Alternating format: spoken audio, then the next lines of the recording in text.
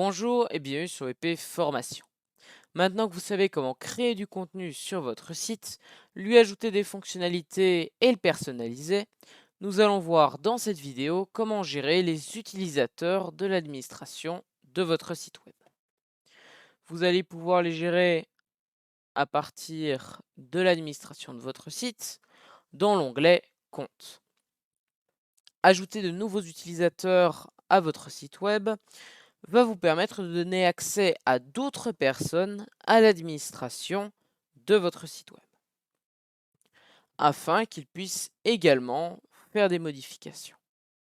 Une fois que vous aurez créé leur compte, ils vont pouvoir se connecter tout comme vous avec l'identifiant et le mot de passe que vous leur aurez choisi. Vous allez également pouvoir leur définir un rôle qui va limiter les choses qu'ils vont pouvoir modifier. Donc ici, pour l'instant, il y a un seul compte qui est le vôtre. Vous êtes administrateur ou administratrice, ce qui veut dire que vous avez tous les droits. Et si vous créez un nouveau compte qui est par exemple auteur, il va avoir droit à moins de choses et il va donc pouvoir modifier moins de choses. Il va également avoir une administration différente avec moins de points de menu. Pour ajouter un nouvel utilisateur, il faut cliquer ici sur Ajouter, indiquer l'identifiant de ce nouvel utilisateur. Moi, je vais mettre comme identifiant User, qui veut dire utilisateur en anglais. Il faut également indiquer une adresse email. Vous pouvez rajouter un prénom, un nom ou un site web, mais ça reste facultatif. Ici, vous pouvez modifier la langue du compte. Moi, je vais laisser la langue par défaut du site. Et ici, vous devez choisir un mot de passe pour votre compte. Enfin, pour le compte que vous êtes en train de créer. Je vais mettre comme mot de passe utilisateur 01. Ici, vous pouvez choisir d'envoyer ou non un email à la personne afin de la notifier de la création de son compte. Moi, je ne vais pas envoyer d'email. Et ici, vous pouvez lui attribuer un rôle. Abonné, contributeur, auteur, éditeur ou administrateur. Moi, je vais lui attribuer le rôle d'éditeur. Et je vais ensuite cliquer ici sur Ajouter un compte. Voilà. Mon nouveau compte a été ajouté. J'ai ici son identifiant. Ici, il n'y a pas de nom étant donné que je n'ai pas renseigné son nom. J'ai ici l'adresse email, le rôle et les publications, le nombre de publications. Ce nouveau compte, je vais pouvoir ici, si je le souhaite, le supprimer, réinitialiser son mot de passe. Je vais également pouvoir l'afficher. Là, si je l'affiche, on me dit que rien n'a été trouvé, car cet utilisateur n'a pas encore fait de publication.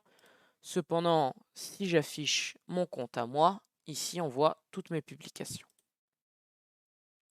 Et enfin, je vais pouvoir modifier ce compte. Si je le modifie, j'ai en fait accès à son profil que je peux modifier comme je le souhaite. Donc ici, vous allez également avoir accès à des actions groupées pour supprimer des comptes ou réinitialiser le mot de passe de compte. Et ici, vous allez pouvoir modifier le rôle de certains comptes. Pour cela, vous sélectionnez les comptes que vous souhaitez changer de rôle. Vous sélectionnez le rôle que vous souhaitez leur attribuer. Ici, moi, je vais sélectionner le rôle auteur et vous cliquez sur Changer. On voit maintenant que mon utilisateur user a maintenant le rôle d'auteur. Enfin, ici, si vous avez beaucoup de comptes, vous allez pouvoir en rechercher certains. Je vais vous montrer une dernière chose en rapport aux utilisateurs, mais qui ne se trouve pas dans l'onglet Compte, mais dans l'onglet Réglages, dans le sous-onglet Général.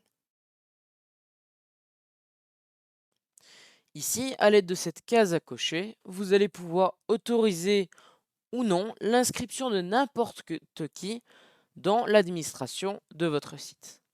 C'est-à-dire que si vous cochez cette case, ou plutôt si vous laissez cette case cochée, n'importe qui va pouvoir aller dans la page de connexion et cliquer sur s'inscrire afin de s'inscrire en tant qu'abonné. Moi, je vais décocher cette case car je ne souhaite pas que n'importe qui puisse s'inscrire. J'enregistre ensuite les modifications.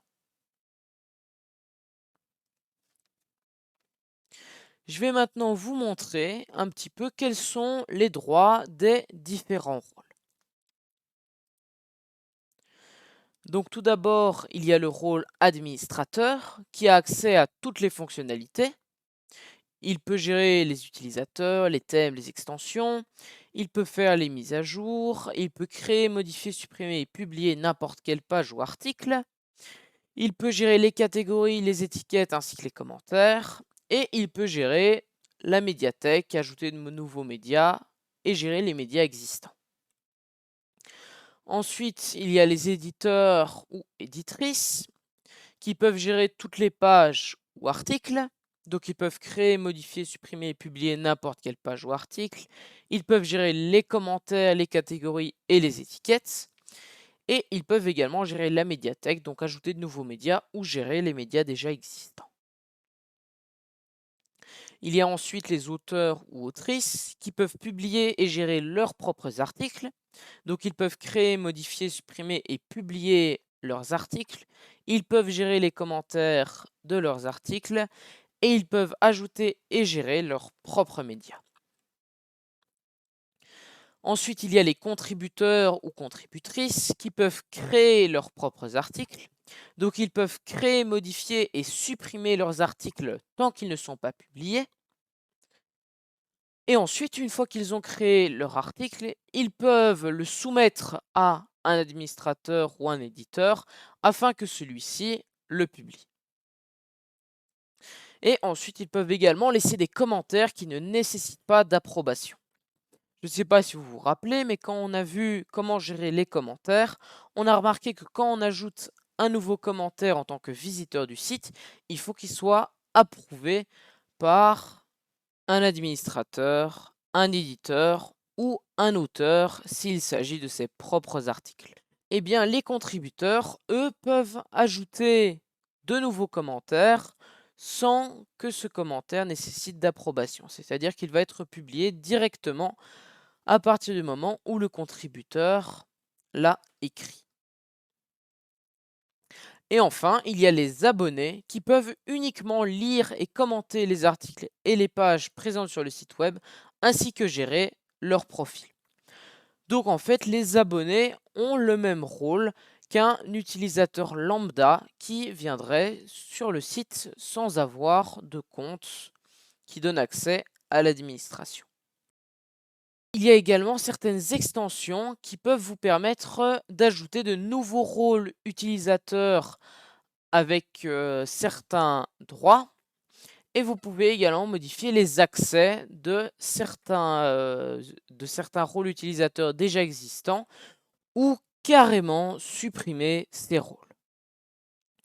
Donc c'est tout pour cette vidéo sur la gestion des utilisateurs. J'espère qu'elle vous a plu et je vous dis à bientôt pour la conclusion de cette formation.